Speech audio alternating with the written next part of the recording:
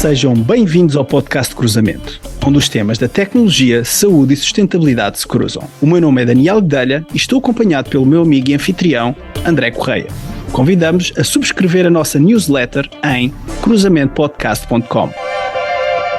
Olá e bem-vindos. No episódio de hoje falamos com Pedro Simas, virologista português que, durante o período da Covid-19, manteve o país informado e esclareceu muitas das nossas dúvidas através dos diversos meios de comunicação social. Mas o Pedro Simas é muito mais do que isso e tem hoje um cargo de peso na Câmara Municipal de Lisboa depois da vitória de Carlos Moedas. Olá Pedro, muito bem-vindo. Olá, bom dia André, bom dia Daniel e muito obrigado por este convite, é um enorme prazer estar aqui convosco à conversa. Muito obrigado Pedro.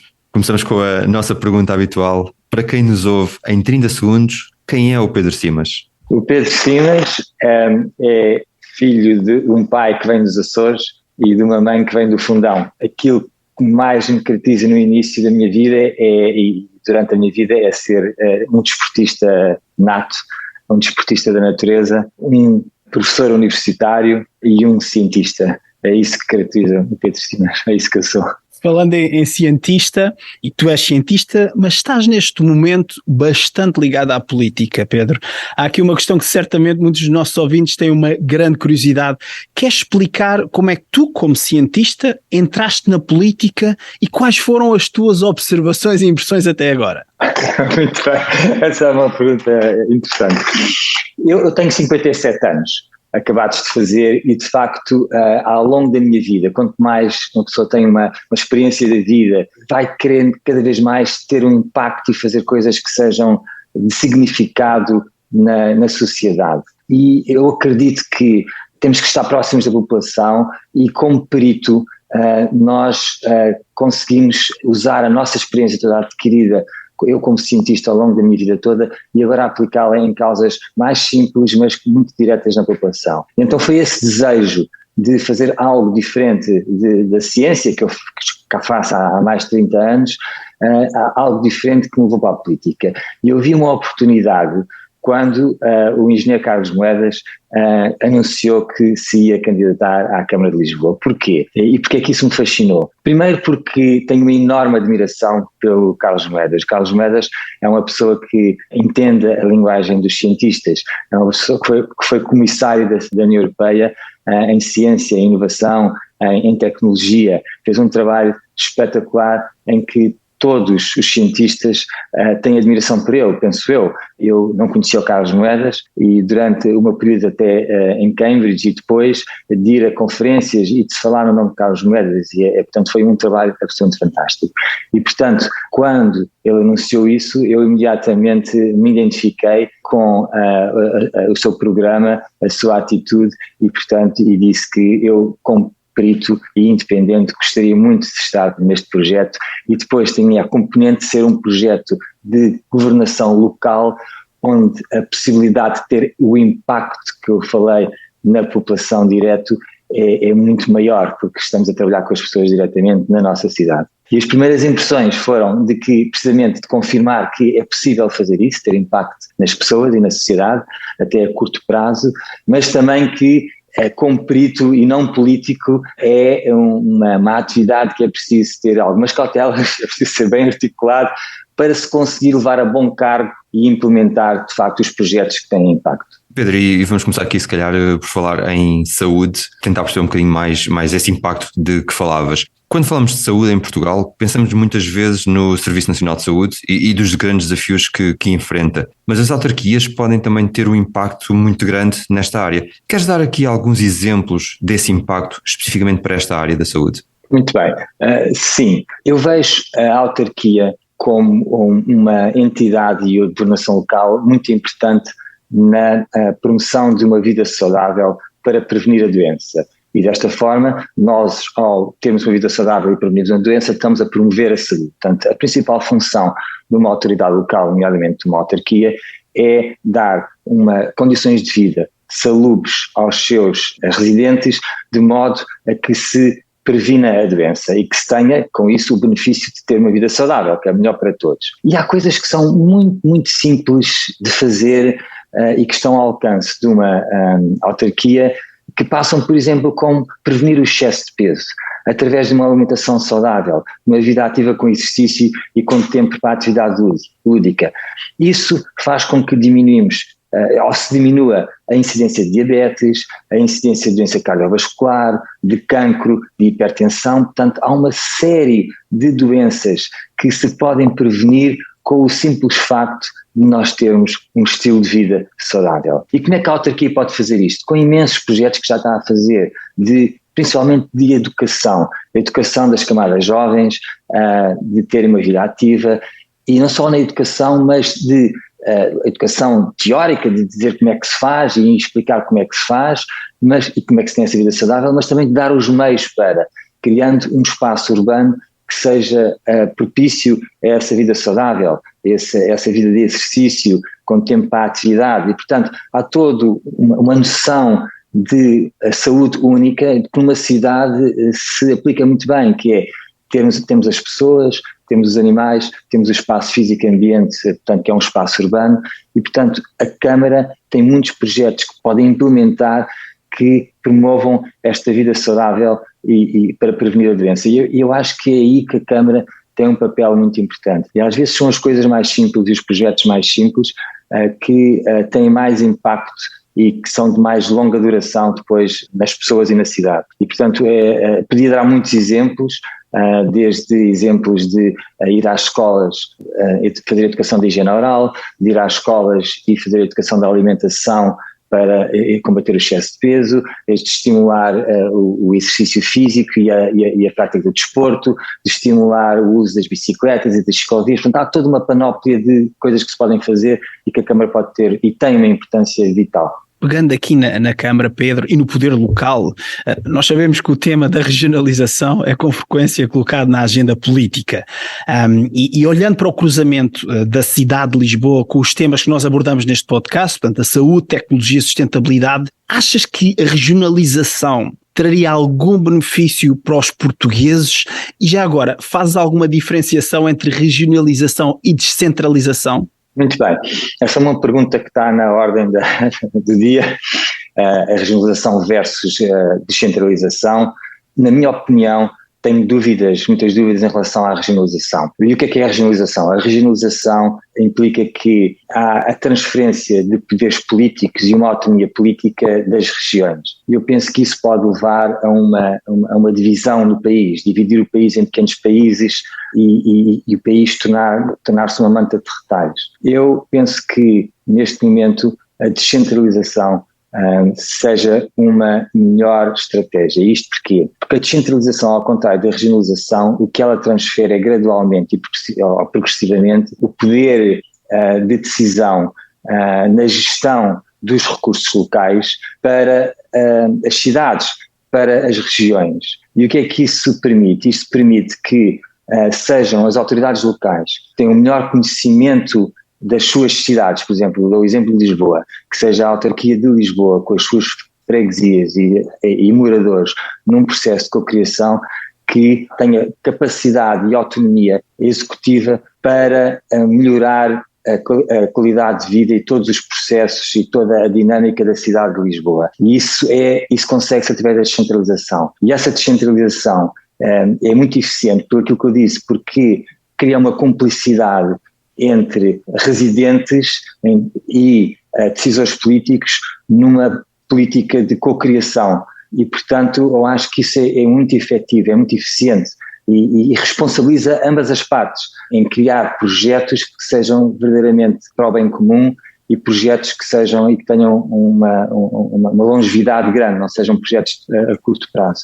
E é nisso que eu acredito, nessa descentralização dos poderes e atribuir e criar um processo de cocriação e de responsabilidade. Pedro, e falaste em Lisboa, na descentralização, também aqui em termos de projetos para um bem comum. Lisboa tem apostado em diversos programas, nomeadamente na área da saúde, mas achas que Lisboa continua a ser uma cidade desigual? E se sim, quais são os projetos que estão a trabalhar para combater essas desigualdades?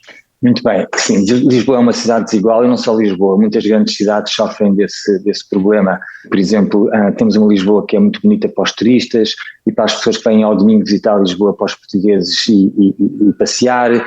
temos uma classe média alta que está no centro de Lisboa e nas freguesias mais ricas, mas mesmo nas freguesias ricas há zonas muito degradadas.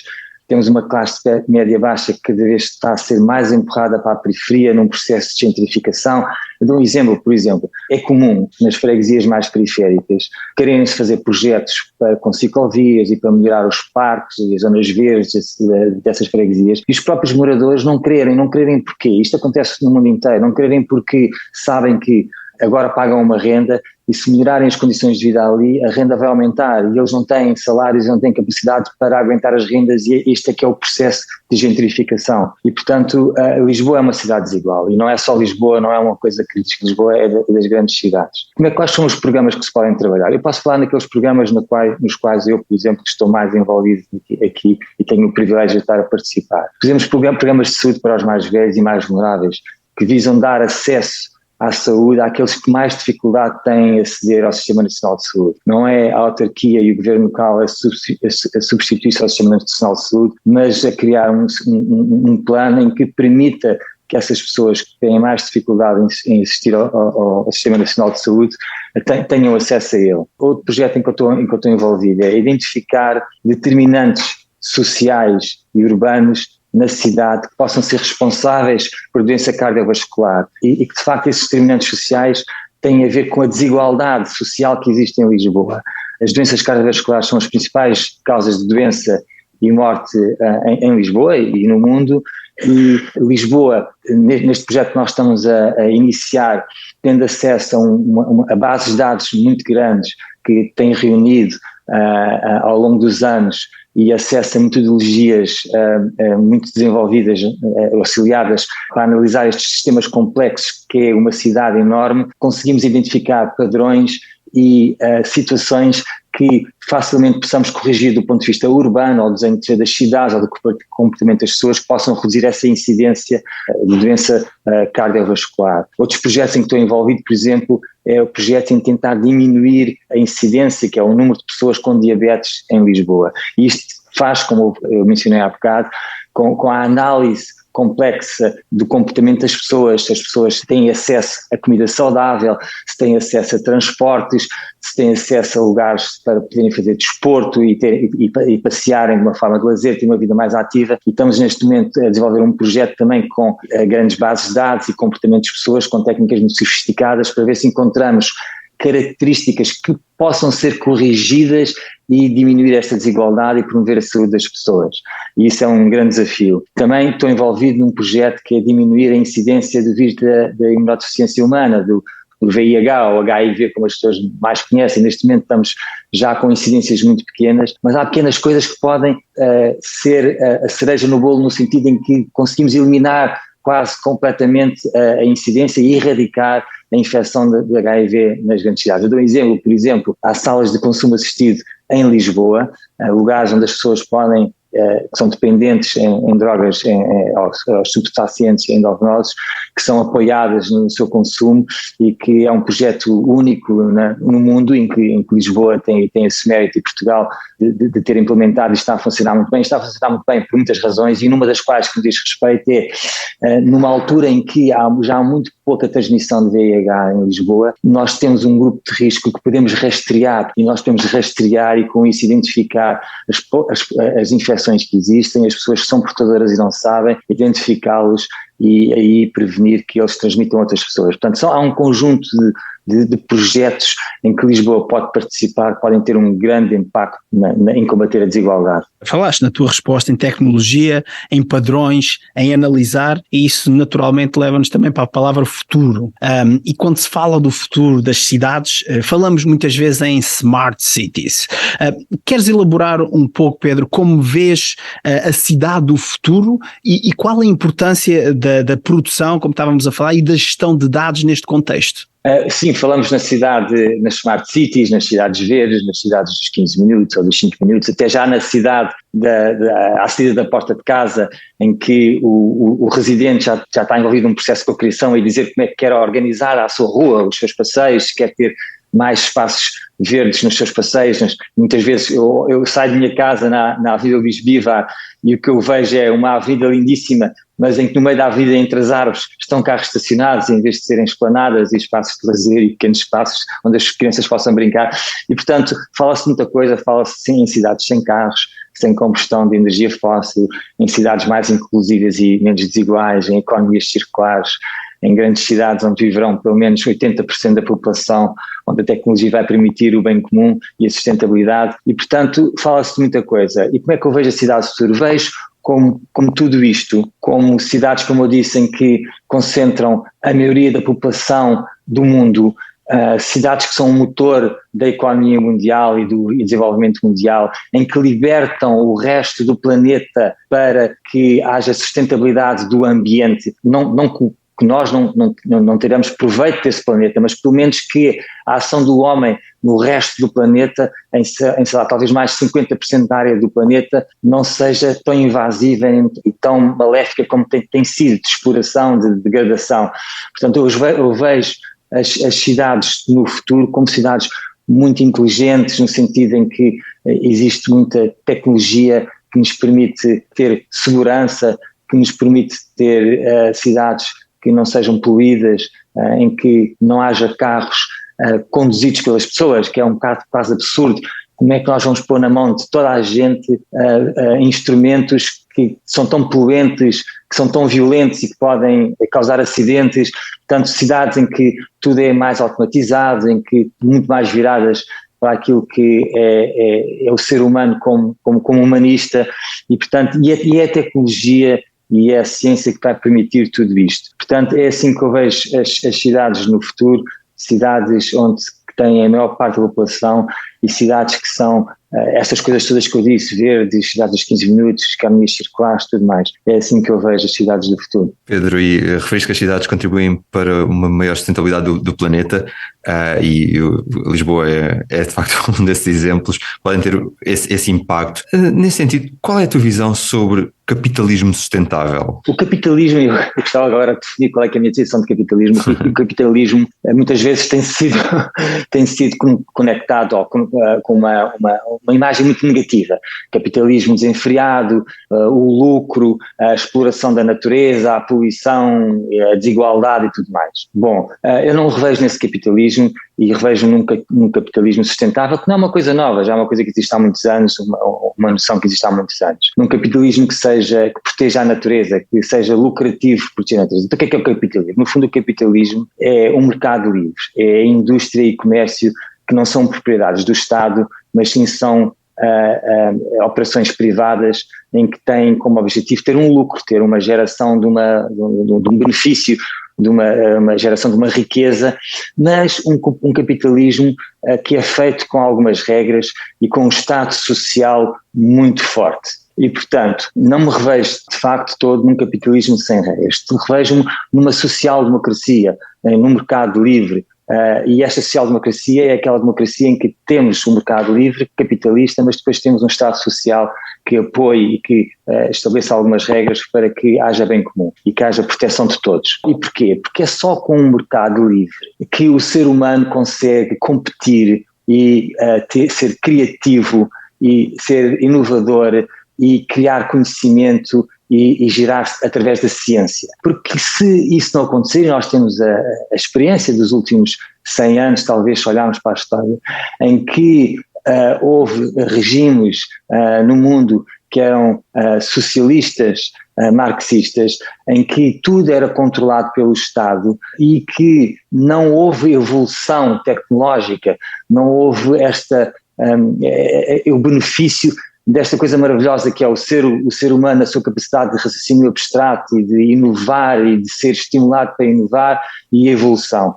E, portanto, eu penso que estamos numa fase de transição tecnológica. Talvez, quando era novo, li um livro que a minha mãe estava a ler, que era do Alvin Toffler, que era a terceira vaga. Estamos talvez a entrar numa quarta vaga, que não sabemos muito bem o que é, numa quarta vaga em que estamos todos conectados através da internet, numa coisa que se pode chamar uma super inteligência, comum e universal e portanto, em que já vê sinais de grande mudança, em que a inovação e a ciência movidas pelo capitalismo, que vão criar condições de proteção do ambiente, de avanços tecnológicos, vai ser, e agora já é lucrativo, já começa a ser lucrativo proteger o ambiente e ter um ambiente sustentável. E vemos toda esta transformação e evolução das energias fósseis para as energias alternativas, para toda uma organização e aproveitamento de tecnologias de inteligência artificial e de sistemas complexos que permitem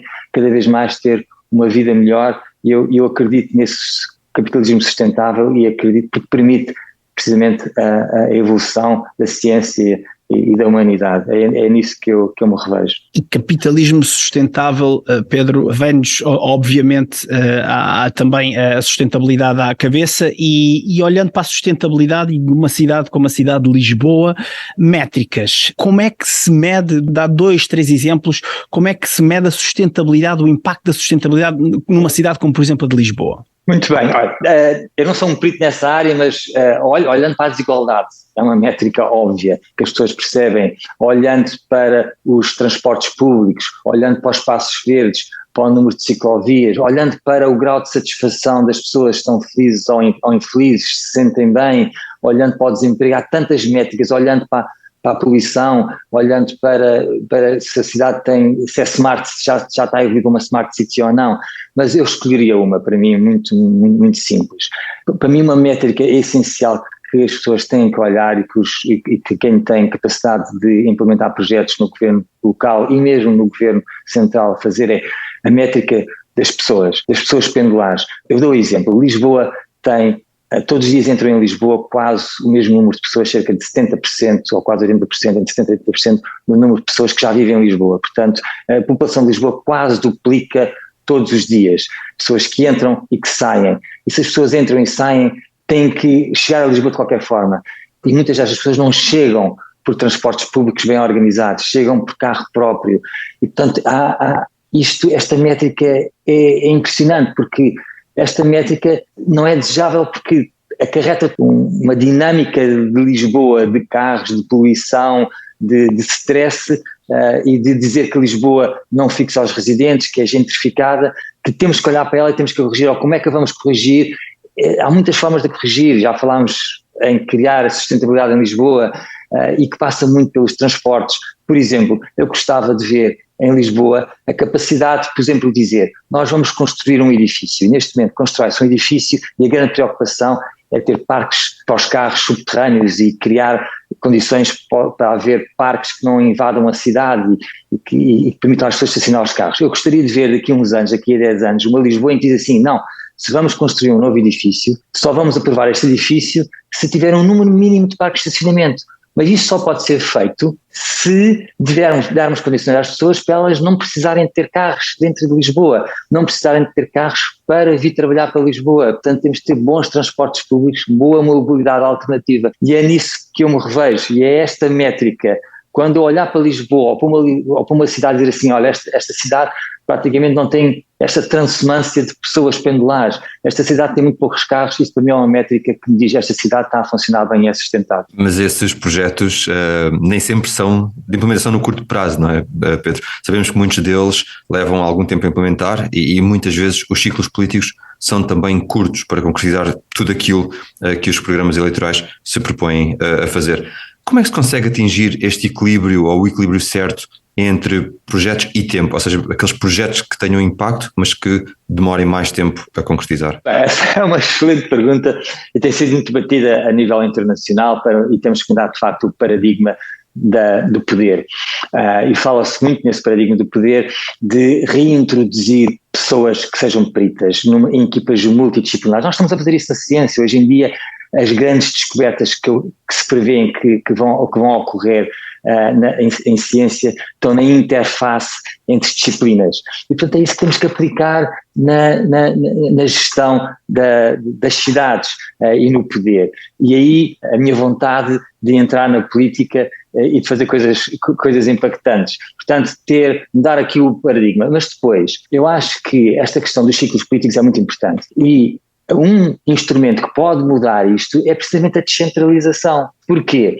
Na minha perspectiva, eu disse há pouco que a descentralização implica um processo de cocriação, um processo de responsabilização não só dos governantes, mas também dos residentes, dos locais. E eu penso que nesta corresponsabilização vai haver uma tendência gradual e crescente de se fazerem projetos e iniciarem projetos com uma responsabilidade que, independentemente da cor política, independentemente do ciclo curto de 4 anos, que tem impacto na cidade, porque é a nossa cidade, é a nossa casa, é a cidade em que nós vamos criar os nossos filhos, onde temos os nossos mais velhos, os nossos avós, e portanto eu acho que a descentralização aqui do poder vai ser chave nesta mudança de paradigma e a introdução de pessoas peritas, e porque o que eu vejo, e falaram nas primeiras impressões, e eu vou dar aqui a minha opinião, uma das primeiras impressões que eu tive na política é que há poucos peritos na política e na decisão política, e eu acho que isso é importantíssimo, que as pessoas que são eleitas para cargos políticos sejam competentes naquelas áreas e se rodeiem de equipas multidisciplinares e competentes para poderem decidir o que é melhor para o bem comum. Obrigado, Pedro. Estamos infelizmente a chegar ao fim deste episódio e nesta segunda série nós estamos a focar-nos no cruzamento entre tecnologia, saúde e sustentabilidade, e vamos outra vez voltar a falar do futuro. Se falássemos contigo daqui a 10 anos, como é que achas que nos descreverias as mudanças que estas 3 áreas trouxeram ao mundo e porquê? Eu gosto muito deste cruzamento, que é o que nós cientistas fazem em connecting dots entre tecnologia, saúde e sustentabilidade. Em 10 anos, eu aqui para Lisboa vejo provavelmente, ou ia dizer se calhar, e é mesmo assim, provavelmente uma Lisboa em que inevitavelmente vai ter menos carros. Inevitavelmente vai ter ciclovias, também é um tema hot de agenda, ciclovias mais bem desenhadas. Ciclovias que vão retirar espaço aos carros, mas não vão retirar espaço aos pedestres. Há muito mais pedestres em Lisboa do que carros. E, portanto, daqui a 10 anos vejo também uma saúde a nível local a funcionar muito melhor, uma descentralização muito mais acentuada, tudo a funcionar muito melhor, mais verde, a cidade com aquela tendência que é mundial e que as cidades vão evoluir necessariamente. Mas eu gosto de pensar a 100 anos. É aí que eu me revejo como cientista, e isso é que é o grande desafio. E eu consigo ver como cientista que daqui a 100 anos Lisboa e o mundo vão ser muito diferentes. Uma das coisas que mais me motiva é ver que daqui a 100 anos este cruzamento entre tecnologia, saúde e sustentabilidade no ser humano eu acho que os meus filhos vão assistir à introdução a eletrónica no ser humano, ou seja, eu acho que vai haver humanos que são cyborgs. Já temos um bocado a definição de cyborg, é um ser humano que utiliza meios eletrónicos exteriores, ou então meios eletrónicos que estão incorporados em si, no seu corpo, e que é preciso uma técnica cirúrgica para fazer. Neste momento nós já somos de certa forma cyborgs, utilizamos, por exemplo, um smartphone, que é um instrumento que nos dá uma cognição externa impressionante, dá-nos um acesso automático à informação, dá-nos um acesso a esta superinteligência transversal universal que é a internet, todos a pensar ao mesmo tempo, todos expostos a esta informação de ideias, de modo que eu acho que os meus filhos vão assistir a esta transformação. No entanto, a vida existe um contraditório entre o mais e o menos, entre o bom e o mau, e portanto temos também de ter muita atenção àquilo que vai ser a grande transformação e o grande desafio da população humana, da humanidade nos próximos 100 anos, 200 anos, que é o desafio da moral, da ética, que é aquilo que caracteriza a humanidade. Há muitos animais que têm inteligência, há muitos animais que são muito mais aptos e fortes que o ser humano, mas aquilo que caracteriza a humanidade e a sua evolução, e por isso é que dominamos a Terra e percebemos sobre o universo, é esta capacidade de raciocínio abstrato, de moralidade, de colaboração com os outros, a nossa noção de que somos uma espécie que temos consciência da nossa existência, da nossa capacidade da nossa destruição e extinção das espécies. Portanto, temos aqui um dever moral muito grande para com o universo, e se formos a única espécie inteligente no universo, que eu penso que não, temos este dever cósmico de evoluir com a tecnologia no sentido de moral. E, portanto, vai haver aqui um grande desafio nos próximos 100 anos de nós não nos tornarmos máquinas e não tornarmos as máquinas humanos, mas sim termos este dever moral e esta evolução de aproveitarmos a tecnologia para vivermos num mundo que vai ser diferente, num planeta que vai ser diferente, mas um planeta que permita que a espécie humana que seja sustentável, o nosso planeta, para que venham muitas mais gerações. Já viveram cerca de 120 mil milhões de seres humanos e esta geração de 8 mil milhões que tem que criar nos próximos 100, 200 anos o espaço e a base para que tudo isto continue naquilo que é uma coisa que nem conseguimos imaginar, que é a evolução da humanidade no universo. E é assim que eu gosto de pensar a 100 anos, e a 100 anos acho que vamos assistir a todos estes desafios e todas estas mudanças. Pedro, muito obrigado por essa mensagem também de esperança. Queremos agradecer o teu tempo e a tua disponibilidade. No episódio de hoje falámos com Pedro Simas sobre como utilizar a ciência e os dados numa grande cidade como Lisboa, sobre alguns dos projetos que estão a ser desenvolvidos na capital e também sobre a sustentabilidade da cidade. Pedro, esta é mesmo a última. Caso os nossos ouvintes queiram saber mais sobre ti ou acompanhar a tua atividade, onde é que te podem encontrar online? Online, podem encontrar através do online por e-mail. De facto, eu não tenho, eu sou muito infoscoído, não tenho redes sociais e portanto, está lá o meu e-mail, eu tento responder a todos os e-mails e sou muito aberto à discussão, adoro ouvir, adoro interagir e é assim que me podem encontrar, através do meu e-mail. Obrigado, Pedro. Quanto a nós, podem também encontrar-nos no nosso website e redes sociais como LinkedIn, YouTube ou Twitter. Convidamos também a subscrever a nossa newsletter. Despeço-me e até à próxima conversa.